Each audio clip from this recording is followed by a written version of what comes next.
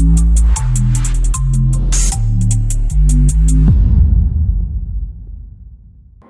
ગણપતિ પંડાલ પર પથ્થરમારાની ઘટના બાદ ફરી વળ્યું બુલડોઝર તંત્ર દ્વારા ગેરકાયદેસર દબાણ દૂર કરાયા. સુરતના સૈયદપુરા વિસ્તારમાં ગઈકાલે રાત્રે તોફાની તત્વોએ ગણેશ મંડપ પર પથ્થરમારો કર્યો હતો.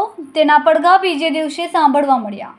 સુરત મહાનગરપાલિકા અને સુરત પોલીસે તોફાની તત્વોને પાઠ ભણાવવા જ્યાંથી પથ્થરમારો થયો હતો તેની આસપાસના ગેરકાયદેસર દબાણ કડકાઈથી હટાવી દીધા.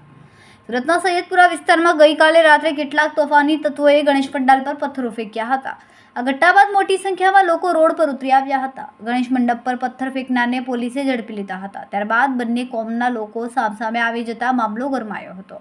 પોલીસની હાજરીમાં તોફાની તત્વોએ એપાર્ટમેન્ટમાંથી પથ્થરમારો કર્યો હતો, જેના પરિણામે લોકોમાં રોષ ફાટી નીકળ્યો હતો અને લોકોએ વાહનોમાં તોડફોડ કરી હતી. પોલીસે મામલો થાળે પાડ્યો હતો. જો કે લોકોનો આક્રોશ એટલો બધો હતો કે રાજકારણી અને પોલીસને પણ ધક્કે ચડાવ્યા હતા. રોષે ભરાયેલા લોકોએ તોફાની તત્વો પર બુલડોઝર ફેરવો તેવી માંગણી કરી હતી. દરમિયાન રાજ્યના ગૃહમંત્રી હર્ષ સંઘવી સ્થળ પર આવ્યા હતા અને તેઓએ પોલીસને કડક કાર્યવાહી કરવાના આદેશ આપ્યા બાદ સવાર સુધીમાં તોફાની તત્વોને ઝડપી લેવામાં આવ્યા હતા અને તેમને પાઠ પણ ભણાવવામાં આવ્યો હતો. કેમેરામેન સેનિલ વિરાણી સાથે વિશાલ છેઠા, માનવ પ્રભા ન્યૂઝ, સુરત. અમારા વિડીયોની નવી અપડેટ મેળવવા માટે સબસ્ક્રાઇબ કરો માનવ પ્રભા ન્યૂઝ ચેનલને. બેલ આઇકન ક્લિક કરો લેટેસ્ટ વિડીયો સૌથી પહેલા મેળવવા માટે.